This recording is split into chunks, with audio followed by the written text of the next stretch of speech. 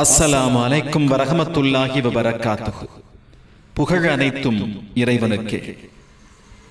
கண்ணியத்திற்குரியவர்களே, வரலாற்று பேராசிரியர் எட்வின் அர்னால் வட இந்தியா முழுவதும் ஒரு மெய்ஞானியின் அடக்கஸ்தலம் ஆட்சி செய்து கொண்டிருப்பதை நேரில் கண்டேன் என்றார். அந்த தலம்தான் கரீபே நவாஸ் ஹாஜா மொயினுத்தீன் சிஸ்தி அவர்கள் ஆளும் அஜ்மீர். விளையும் பயிர் முளையிலே தெரியும் என்பதற்கிணங்க ஹாஜா மொயினுத்தீன் சிஸ்தி அவர்களின் சிறுவயதில் நிகழ்ந்த ஒரு நிகழ்வு. அகன்று பரந்த நெற்றி, ஞான ஒளி வீசும் கண்கள், ரோஜாவோ தாமரையோ என்று ஆராய்ந்து பார்க்கும் அளவுக்கு அழகு முகம், இளங்கன்றாய் அனைவரின் கவனத்தையும் ஈர்த்துக் கொண்டு நடந்து சென்ற அந்த சிறுவனின் கவனம் வழியிலே இருந்த ஒரு மதரசாவின் வாசலில் நிலைகுத்தி நின்றது. விரைந்து நடந்த அந்த சிறுவனின் கால்களும் பின்வாங்கின. மொயினுத்தீன், விரைந்து நடப்பீர், பெருநாள் தொழுகைக்கு நேரமாகிவிட்டது.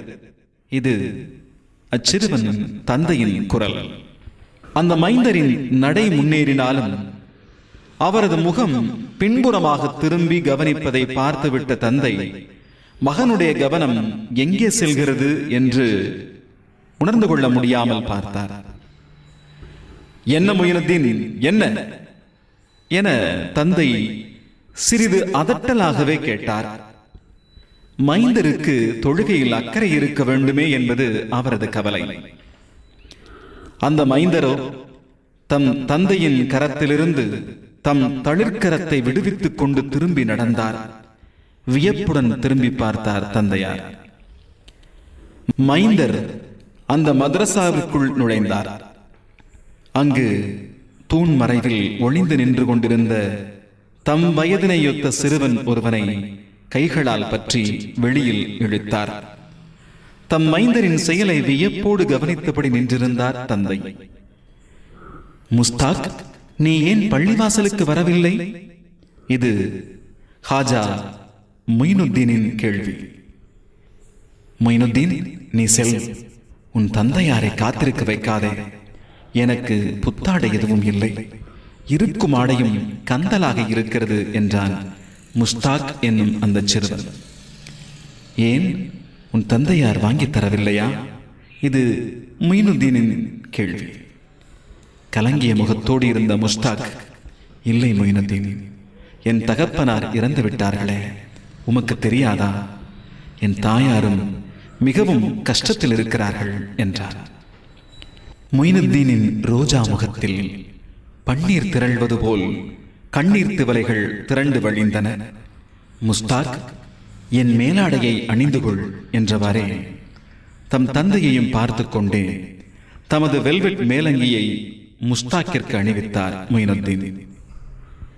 நிலைமையை நொடி பொழுதில் யூகித்து விட்டார் தந்தை கியாசுத்தீன்.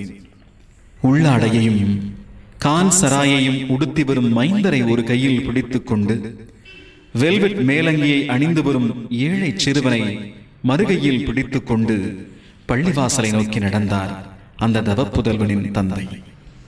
சுப்ஹானல்லாஹி வல்ஹம்துலில்லாஹ். தந்தையார் கியாசுத்தீனின் உள்ளத்தில் இனம் புரியாத உணர்வுகள் பொங்கின. தூயவனே, புகழுக்குரியவனே, என் இறைவா, இந்த இளம்பருவத்திலேயே இளகிய இதயமும் ஏழைகளின் மீது நேசமும் பாராட்டக்கூடிய மைந்தரை எனக்கு தந்திருக்கிறாய். இறைவா, எங்கள் நாயகம் ரசூலுல்லாஹ் ஸல்லல்லாஹு அலைஹி வஸல்லம் அவர்கள், இறைவா, என்னை ஏழைகளோடு மரணிக்கச் செய்து ஏழையரோடே மறுமையில் எழுப்பு என்றார்களே, அந்த நேசரின் நேயரா என் செல்வன்? இவ்வாறான எண்ணங்களோடு கியாசுத்தீன் நன்றி கண்ணீரோடு பள்ளிவாசலின் படிகளை மிதித்த போது வாசலில் இருந்த ஒரு ஞானி கரீபே நவாஸ், கரீபே நவாஸ் என்று சப்தமிட்டபடி வெளியே ஓடினார். கரீபே நவாஸ் என்ற சொல்லுக்கு ஏழைகளின் புரவலர் என்பது பொருள். பண்புகளின் புகலிடம், ஏழைகளை அரவணைக்கும் அற்புத இறைநேசர் கரீபே நவாஸ் ஹாஜா மொயினுத்தீன் சிஸ்தி ஆட்சி செய்யும் அஜ்மீரை பார்வையிடும் பாக்கியத்தை எல்லாம் வல்ல இறைவன் நமக்கு தந்தருள்வானாக. ஆமீன். இன்ஷா அல்லாஹ் நல்ல தகவல்கள் மேலும் உங்களை வந்து சேர நமது தண்டோரா தமிழனை மறக்காமல் சப்ஸ்கிரைப் செய்யுங்கள். அஸ்ஸலாமு அலைக்கும் வரஹ்மத்துல்லாஹி வபரகாத்துஹு.